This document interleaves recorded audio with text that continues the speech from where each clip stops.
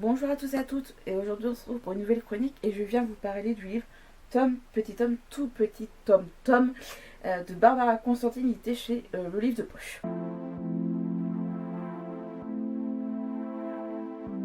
Alors dans ce livre on va suivre Tom qui a 11 ans, qui vit dans un mobil-home avec sa mère Joyce. C'est très compliqué parce que Joyce n'a pas forcément de travail. Elle a eu Tom très jeune parce qu'elle a eu Tom à 13 ans. C'est une jeune femme qui va plus être du genre à sortir, faire la fête et pas spécialement s'occuper de son fils qui s'occupe de lui-même régulièrement tout seul. Tom est amené pour aussi bien vivre ses besoins alimentaires que ceux de sa mère. Ça lui arrive de voler dans les potagers des voisins aux alentours. Jusqu'au jour où dans un potager chez quelqu'un, il va découvrir une vieille dame à terre. Il s'agit de Madeleine qui a 93 ans. Donc au fil du temps, les deux vont créer un lien. Et au fil de l'histoire, ils vont rencontrer d'autres personnes, les liens, les rapports entre eux vont changer, les personnages vont changer.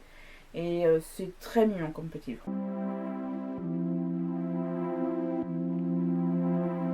Ce livre-là, c'est ça qui fait pas très récent, mais en effet, il date de 2011. Bon, cette présente édition, je l'ai découverte dans une boîte à livres dans la commune dans laquelle je travaille, pas dans mon lieu de travail, et je me suis dit, en lisant le résumé, pourquoi pas. C'est en plus de ça qu'il y a un livre qui est assez court, parce qu'il fait un peu plus de 200 pages. Donc c'est ce qui fait que c'est un roman qui se lit très vite, ou vraiment, genre, en une journée ou deux, enfin, lors d'un week-end par exemple, vous pouvez largement plus que le terminer. En plus de ça, les chapitres sont eux-mêmes de leur côté extrêmement courts, parce que les chapitres font 2-3 pages, voire même 5 au grand maximum, mais généralement j'ai du 2-3 pages. Donc c'est des chapitres qui sont généralement relativement très très courts, ce qui fait que, pour le coup, c'est ce qui fait qu'on a une lecture qui avance assez vite. On va pas le temps passer, moi c'était mon cas, quand je vous dis qu'en un week-end c'est bouclé, c'est pas une blague. Je l'ai lu quasiment qu'en live, à part un petit peu après aussi également lors de ces sessions-là, mais je vous dis clairement, en un week-end je l'ai terminé. Donc c'est pour vous dire que oui, c'est le genre de petit livre où on voit pas le temps passer. Donc c'est ce qui fait que ça permet vraiment d'avancer concrètement dans l'histoire. Alors le monde est petit, littéralement pour le coup, parce que les personnages vont finir par se côtoyer finalement les uns les autres, indépendamment des autres également. On a un personnage qui s'appelle Sam, il réapparaît dans la vie de Joss, il découvre Tom, donc on sait pas vraiment qui a de lien. Et un jour, Sam, bien malgré, se retrouve à devoir reconduire Madeleine chez elle, alors qu'en fait, il n'est même pas au courant que Tom et Madeleine se connaissent. Voilà, donc les personnages ont plus ou moins des interactions ensemble. C'est ce qui fait que on vit vraiment des petits, des petites aventures de chacun. On vit des trucs en effet très actuels parce que Joss en effet, elle vit tout seule avec son fils, il vit dans un mobil-home. Joss reprend des études pour pouvoir devenir infirmière. Donc évidemment pour elle c'est dur de devoir reprendre les études alors que par exemple en français c'est très compliqué. Ce qui n'est pas le cas de Tom qui est en l'occurrence un bon élève même si ça va pas être si simple.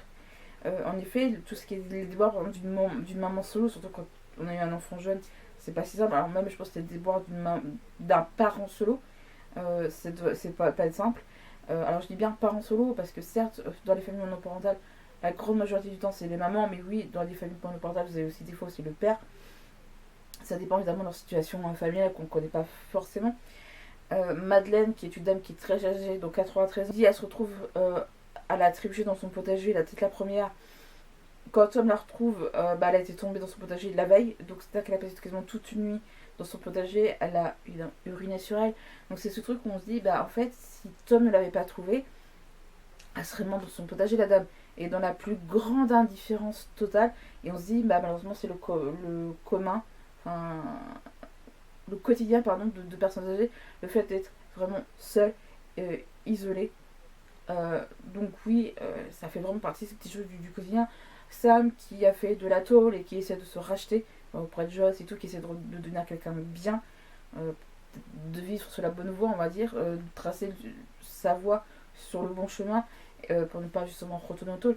Donc tout ça fait que par exemple, en fait, on a vraiment des personnages qui peuvent être monsieur, madame, tout le monde.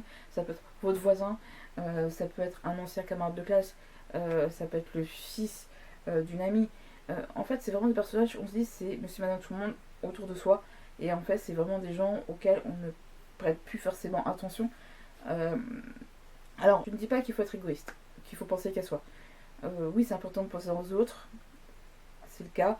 Mais en effet, penser à soi, ce n'est pas... Moi, je juge que penser à soi, ce n'est pas égoïste.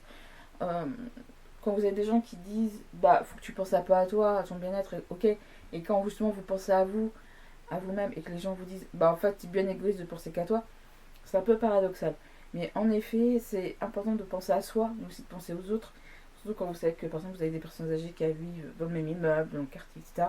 C'est bien de vouloir créer des liens. Si les gens ne veulent pas, vous forcez pas. Voilà, c'est la petite morale de la vidéo, pour le coup. Mais je trouve que c'est vraiment bien, c'est vraiment un livre doudou, c'est vraiment un petit contemporain. Je pense qu'on aime lire assez régulièrement. L'écriture, par des fois, m'a un peu dérangée. Je sais pas si c'est moi qui.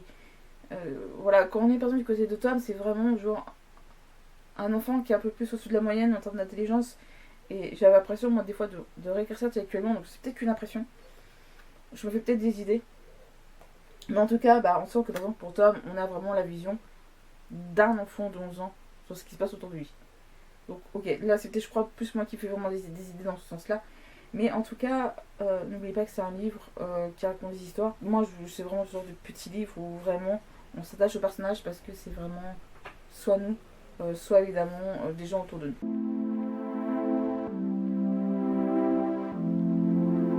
Ma chronique sur Tom, Petit Tom, tout petit Tom, Tom est terminée. J'espère qu'il vous a plu.